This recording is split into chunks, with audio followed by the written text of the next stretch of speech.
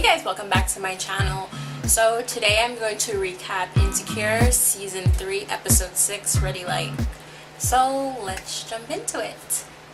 So I'm going to cover 4 main plot points in this episode. And then I'll kind of like mention a little bit of tidbits here and there. But let's start off with the first point. So Issa's block party. She's quit We Got Y'all, and she has a job as the superintendent or landlord. Her Lyft thing is kind of so-so. So she's always had a passion for music and kids, educating kids, so why not put both of them together and start a block party? So right now it's an idea in her head and she hasn't really figured out what she needs to do in order to get that started. She goes down to, I guess, the city of LA's office or some kind of like city government office to ask what does she need to do to get started. She finds out she needs all this paperwork, permits and stuff like that. It's not just kind of like throwing a party and inviting people. The girl that worked there wasn't very encouraging, but luckily Nathan was. So then she goes to Nathan with this and goes like, I don't know if I can do this. And like he's really been in her corner telling her like, this is a good idea and you should do this. So Issa has her mindset that she's gonna do this. She knows it's hard work, but she's willing to work at it, which I'm very happy she's doing something that she at least is passionate about, and that she'll actually enjoy doing, even though it's a lot of work. So the second point I want to talk about is Lawrence. So we were introduced to Lawrence in the last episode, and like it seems like he's back and not just kind of like seeing Lawrence in passing. So they do this like montage of like what's been happening with his life while we've been watching Issa and Molly and their life develop. So they sum it up pretty quickly. He's been doing really well at his job. He seems like he's either getting promoted or he's really good at what he's doing. And while he does that, he's also sleeping with a lot of girls. This is a judgment-free zone. He's single. He's able to do whatever he wants. But he's sleeping with so many girls. He's not using protection with at least a good amount. I don't know if every person he's not using protection with, but whatever, a good amount to the point that he got tested and he finds out he has chlamydia. So at least he does the right thing to call up the girls that he slept with to notify them of his issue. And like I'm okay with Lauren sleeping around, like do you boo, but like be safe then. You can't be sleeping with a girl from there you don't know from nowhere, and then like this is the stuff that happens. We learned that his friend, I don't remember his name, who was supposed to get married, that we saw like a season back or so, the wedding he did not go through with the wedding because he cheated on his girlfriend, so his girlfriend left him. So I feel like that guy, that friend, I think his name is Chad, but I can't remember, is like a negative influence on Lauren's life and is bringing him down to Lauren's level. Lawrence is trying to be the nice guy, do the right thing, and then you have Chad going like, F that, you do you, and stuff. He's a really bad influence, but I feel like Lawrence realizes that and is taking steps to try to do better, because at least he's acknowledged that he's been doing really shitty stuff. Okay, so sorry about that. The next I want to talk about is Issa and Lawrence. So it's been, I would think, a couple of months since Issa and Lawrence have been together, and since they've had that their last like goodbye, and I like the vibes they're giving off. It seems very fresh, like it seems very like platonic, like I'm really here for you, you're here for me, I only want to see good things come of your block party, I want to see you succeed at your job type of thing, like I wish you well. And it's so nice to be in that place, because I thought that Lawrence would never get over Issa cheating on him, and he's always gonna see Issa as a cheater, like he mentioned before, but at least he can have a conversation with her and they can really move on with their life, and there's no dwelling on the past. And I think Issa got over Lawrence a while back, kind of when she was in that limbo stage with her and Daniel. So it was nice seeing them together and stuff, and I could see how their stories will intertwine together.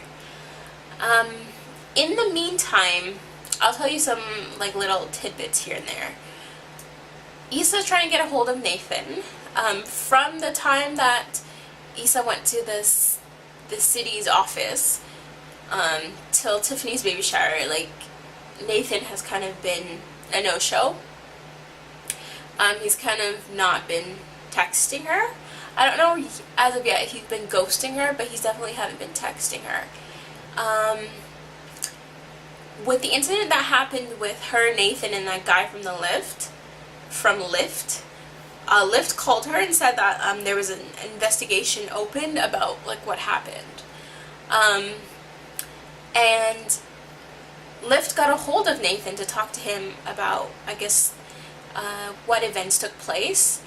And Issa thinks, well, that's kind of weird because I can't get a hold of him and he won't like answer his phone. He has no answering machine, so it just literally rings.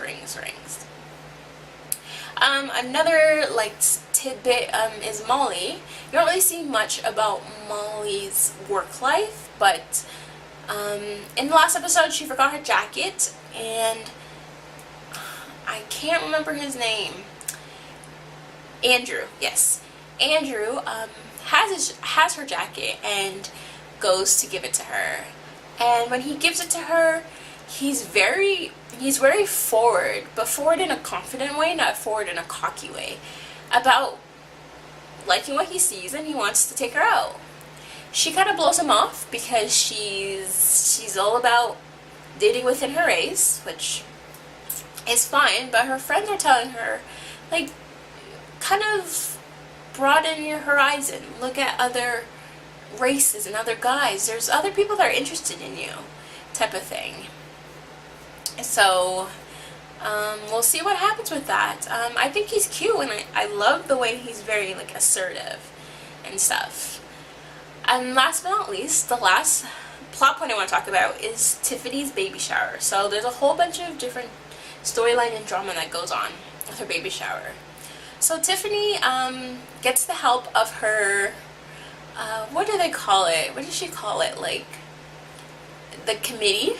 I don't know, the committee friends, I guess her mom friends, to throw her a baby shower. And they throw it, and they put it together in Tiffany style. Very bougie, very upscale, very just like elegant. And you can see that it was funny seeing Tiffany's maternity photo shoot, because it was her imitating like not a famous photo, but a picture that a lot of people recognize. So she did, I know she did Beyonce, and I know she did Cardi B. I can't remember the other person she did. Everyone's kind of like having a good time. Issa and Molly come there early to help, but then they realize everything is set up and everything is done, and they're kind of no help. Tiffany has her committee covering everything, so they really don't have to do anything. So also Dro's there, and I don't know why Dro came alone. Like, he should have waited for Candace. He's there, and him and Molly are not talking to each other. They have no relationship whatsoever, and is kind of a little hostile. And it doesn't look like they're going to be getting together on even a friendship level anymore. which I'm happy because this is not what Molly wants, and Joe can't give her what she wants. So that's some drama. I talked before about Lawrence and Issa talking together, and then Tiffany and Kelli. So they get into this fight because from Kelly's point of view, she's feeling like she's going to be kind of forgotten about because of this baby, that she's going to lose her best friend, and that I guess not her life, but their relationship is going to change. She's found other friends, and that she doesn't need Kelli anymore. And then from Tiffany's perspective, they weren't being the greatest friends because Tiffany wanted them to throw her a baby shower, aka she would plan everything and organize everything, but like it's the thought that counts.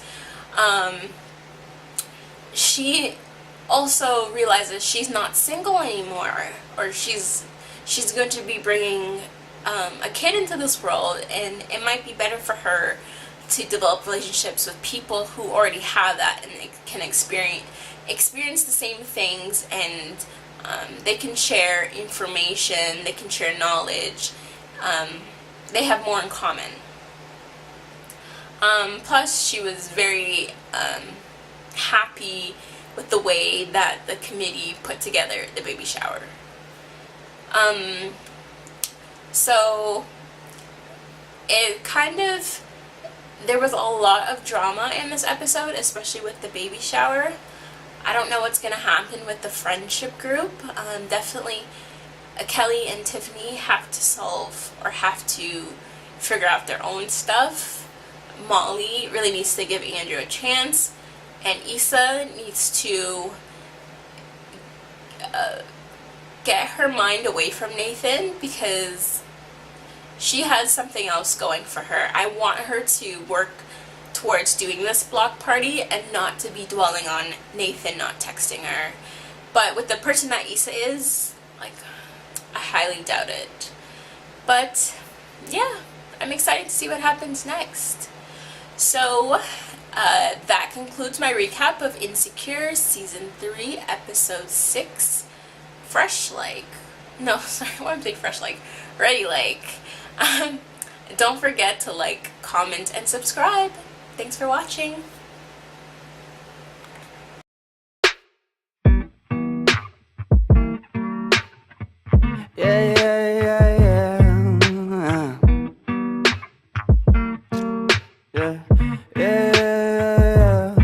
I'm just a dumb cunt, fucking sick and tired of it. Maybe I could